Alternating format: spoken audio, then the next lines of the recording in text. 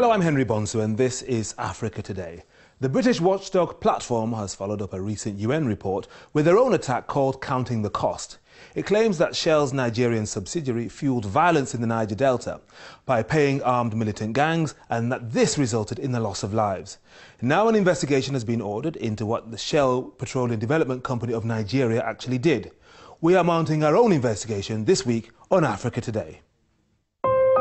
Oil giant Shell is accused of fueling armed conflict in the oil-producing region of Niger Delta by directly and indirectly paying fielding militant groups and criminal networks.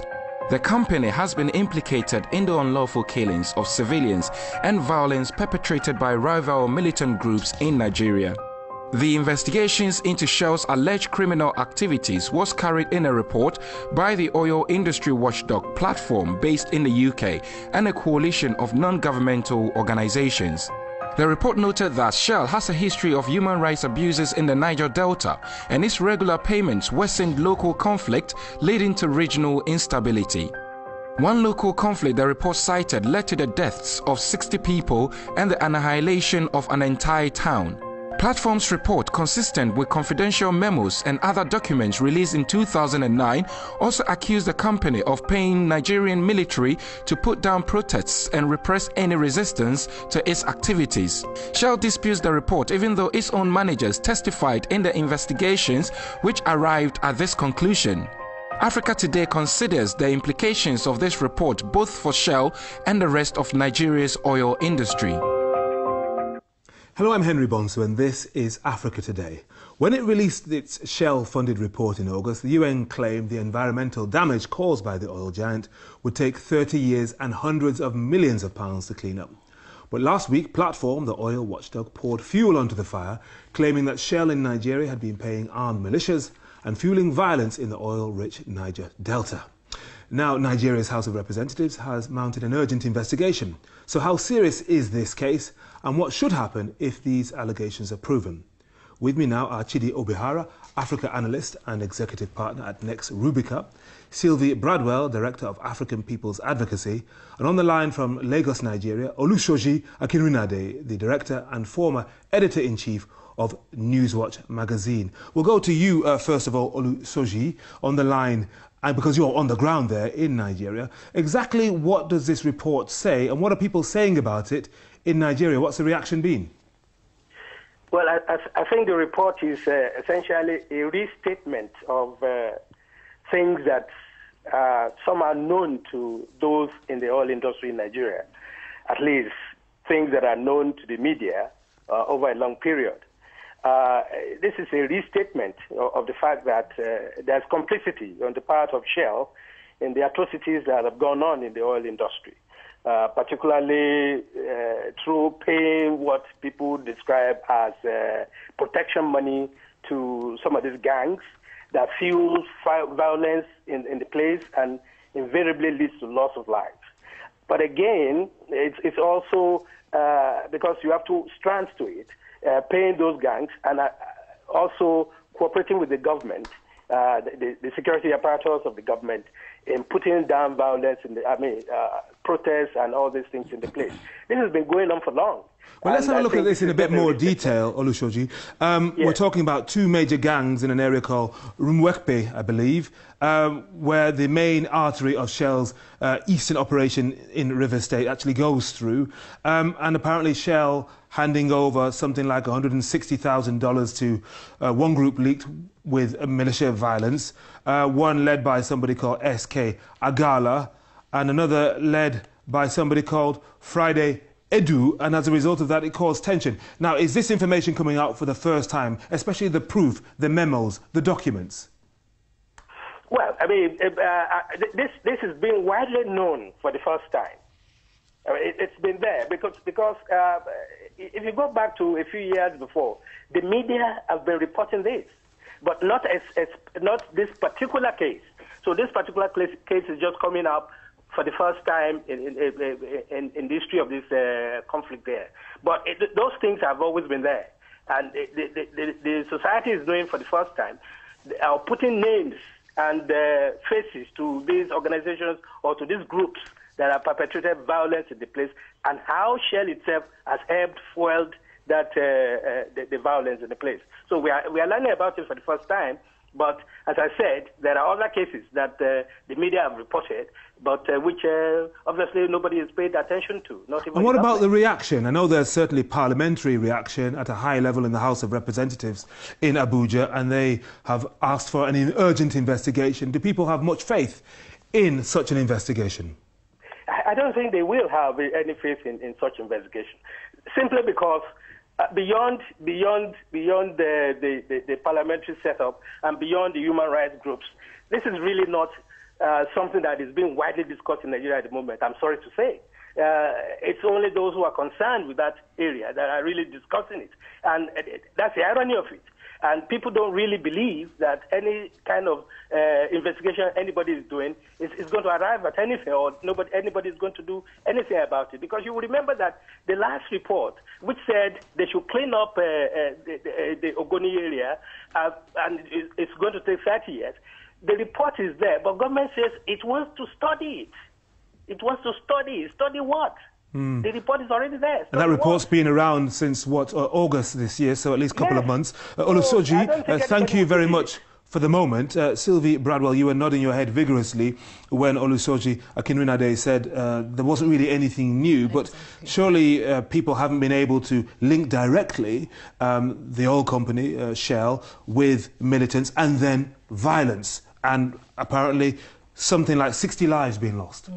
With due respect, Henry, I disagree, and I agree with the previous guest that there is nothing absolutely new or surprising there, because this is the latest in a long list of allegations against Shell in Nigeria. For the sake of concision, I may just mention the alleged complicity in the capture and hanging of Ken Saro-Wiwa and several Ngoni militants in 1995. Then there are the WikiLeaks reports that were released last year, where there are Shell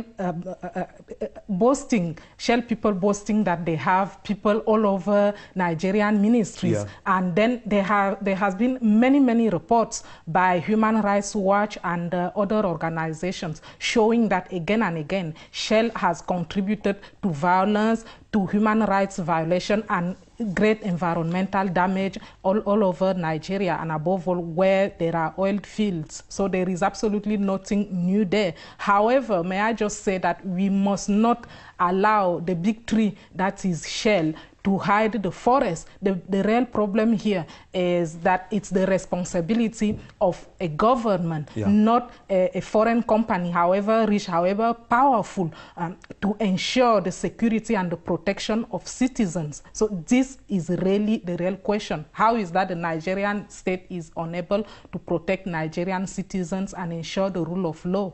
Well, Chidi, you are a Nigerian, you are a specialist in emerging markets, and you have studied the oil industry in Nigeria. Before you answer that question, because I thought it was a very good question from Sylvie, I mean, here's what Shell have said by way of response to the platform report, and they say, we have long acknowledged that the legitimate payments we make to contractors, as well as the social investments we make in the Niger Delta region, may cause friction in and between communities. We nevertheless work hard to ensure a fair and equitable distribution of the benefits of our presence. Now, Platform is saying it wasn't fair, it wasn't equitable, and it fueled criminality. What say you? I think the report is excellent in the sense that it goes over in quite a lot of detail the range of really quite ugly happenings over a 10-year period from 2000 to 2010. It's based apparently on 50 interviews, and the people it speaks to are local people who've suffered at the hands of both militias and the government. And some of them have actually taken part in some of this as well. Absolutely. But for me, it paints an extremely disturbing and complicated picture for about 3 reasons. The first and core reason why it paints such a disturbing picture is that Shell as a company is a fairly unusual multinational. I mean, we hear about regulatory capture where companies literally take over small sections of small countries because they bring in so much power and so much influence, and they make local government, and even federal governments in this case, appear to be unable to challenge them in their turf. We've heard about regulatory capture, but one of the reasons why this is particularly difficult for me to understand fully is that Shell Nigeria, and sort of Shell development corporation in Nigeria is 55% owned by the Nigerian government. Yes.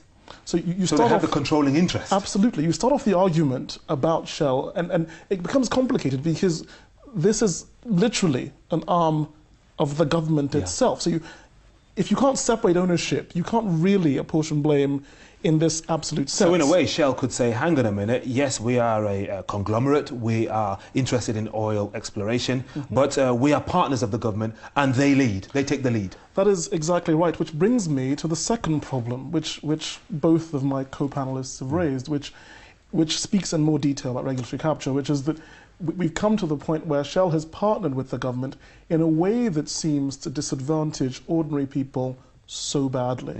And that has to be criticized. And having reports like this that talk about that in more detail is extremely useful, because you hear about daily stories and happenings that leave you, as they've left me, shocked and unhappy. Now, the last thing I wanted to say about this, that the report has brought up, is that it talks about tactics when we should be talking about strategy. It talks about individuals. It mentions Mr. Edu and Mr. Chidi, and it talks about Mr. Agala, and some of them are infighting at local community level. They're liaison officers for Shell, they're militia leaders, they're potentially young politicians. Now, all of these individuals, to be blunt, may make the writers of the report happy or unhappy at one point or another, but they shouldn't be the core story we discuss here. The core story is about the structures that exist in this part of Nigeria, and how those structures should be able to make an industry work for the people who live there, rather than the individuals who might occasionally get something wrong. So those are my three core feelings about the report. All right, thank you very much. I know, Sylvie, you're desperate to come back, and we will come back to you in just a moment or two, but let's take a bit of time now to look at your Facebook, email and text messages. And this first Facebook message comes from Odunayo in Cairo, who says, greedy leaders, some greedy leaders in those communities sell their consciences because of money. And then now from James in Zambia by email, the AU is a toothless and almost a useless body of dictators or corrupt persons. Their strategy is not clear. They are a real disappointment to Africa. And then finally from Edmore in Zimbabwe, this by text. The AU never betrayed the NTC because it was not elected by all Libyans. If the AU is given the chance to address issues and solve them their way, then Africa and indeed the world will be peaceful, and there will be no need to bomb and arm one person against the other. Keep your thoughts flowing to us. Email africa@presstv.co.uk and text to this number +44 7800 008086, and Facebook fan page Africa Today, Press TV London. Sylvie Bradwell from African People's Advocacy, you were very, very keen to get back in there, given what Chidi said in those three key points he made. So in response to Chidi, I will say that the basic thing we need to understand is that the Nigerian state, like most post-colonial African states, were never ever construed or structured to serve the interest of the citizens. They were there to serve the interest of former colonizers and their companies, in this case Shell.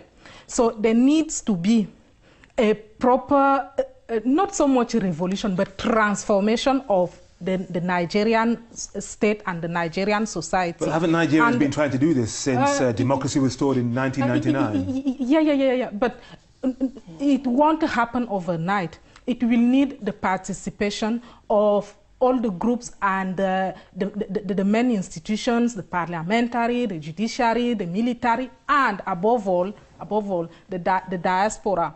That the diaspora has a huge role to play in the transformation of Nigeria, because the diaspora is not subjected to the military, the media, and all the controls that, for example, people in Nigeria are subjected to.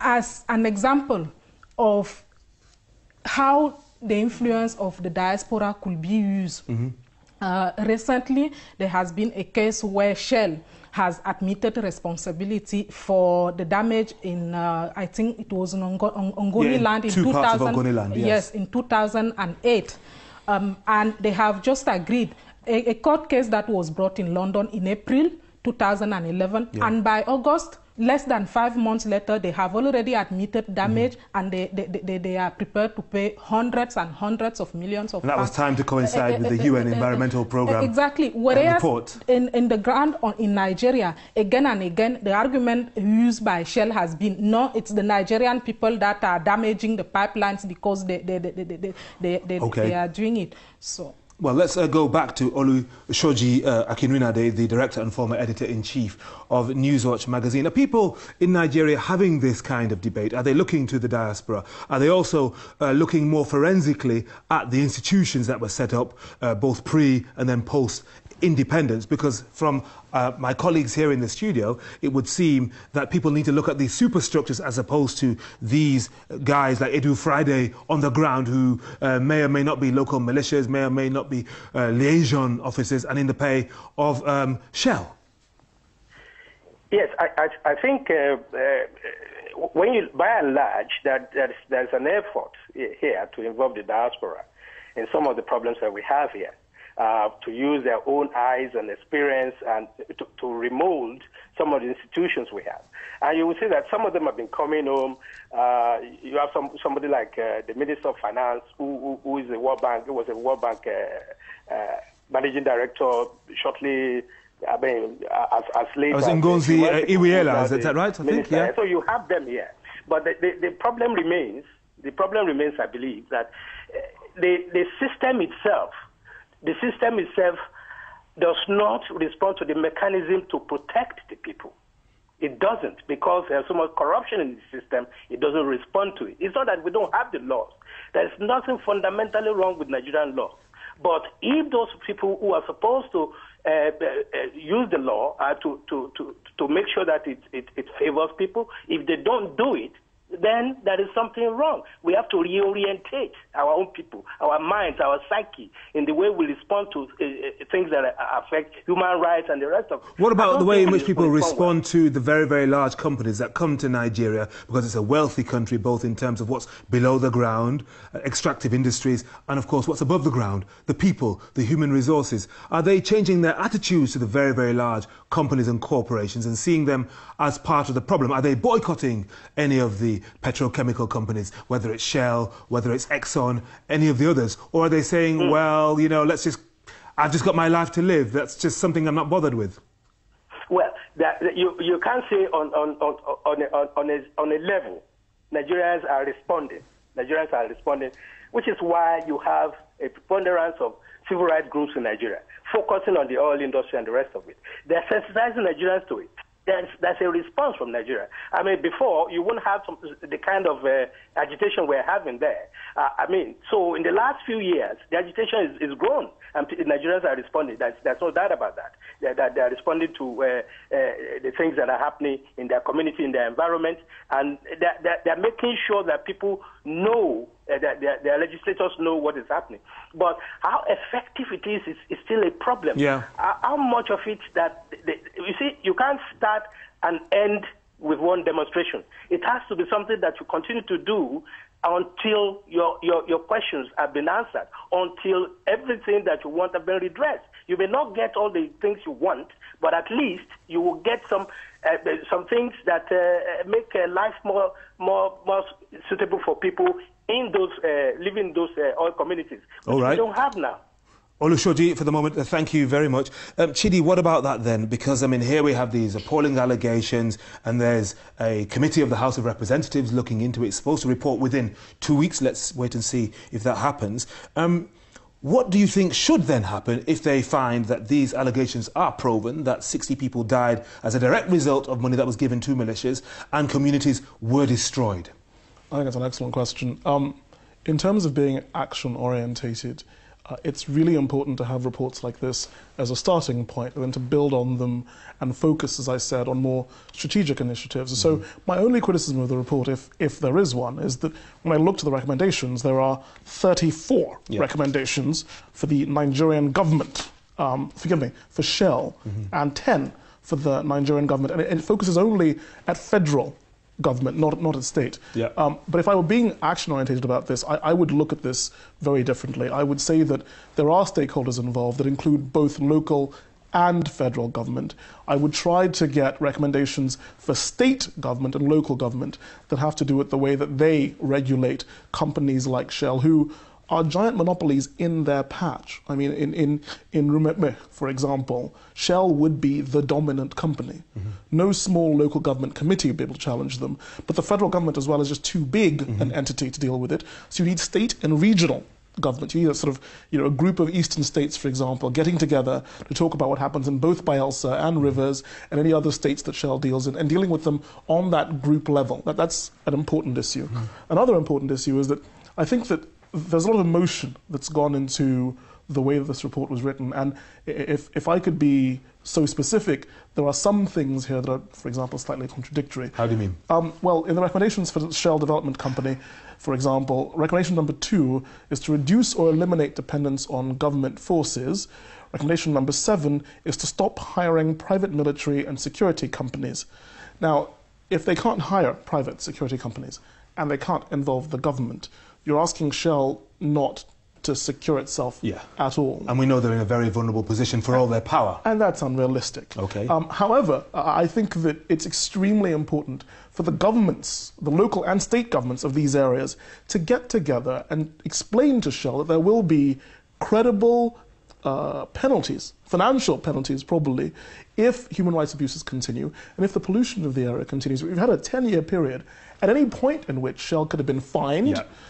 Extra taxes could have been implemented against Shell. Shell's operations could be pared down, shut down if they carried on like this. There's a ladder of regulatory responses that we could have gone up, and we haven't even started going up them. Final word with Sylvie.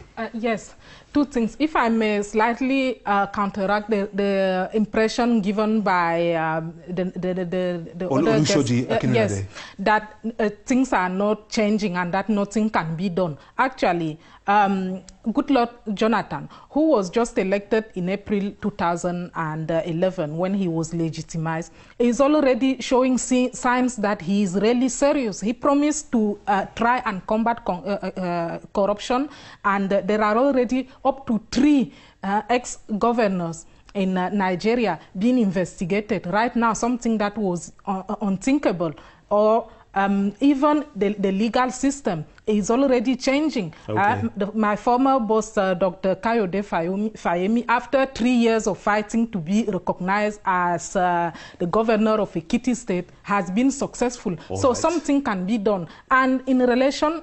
Very quick final point, very briefly. Oh, yes. So just reiterate that the diaspora needs to support. All right. Thank you very much. Ending on an optimistic note, Sylvie Bradwell. Thank you very much. And that's it for today. Thanks to all of you who've sent in comments to us. Email africa@presstv.co.uk or text us to this number, +44 7800 008086. Messages will be charged at your local operator rate. Many thanks to our guests. They were Chidi Obihara, Africa analyst and executive partner, Next Rubica; Sylvie Bradwell, director of African People's Advocacy; and from Lagos, Nigeria, Olusoji Akinrinade, the director and former editor-in-chief of Newswatch magazine. Voice back next week for another edition of Africa Today. Till then, it's goodbye from me, and on behalf of the whole team, thanks again for watching.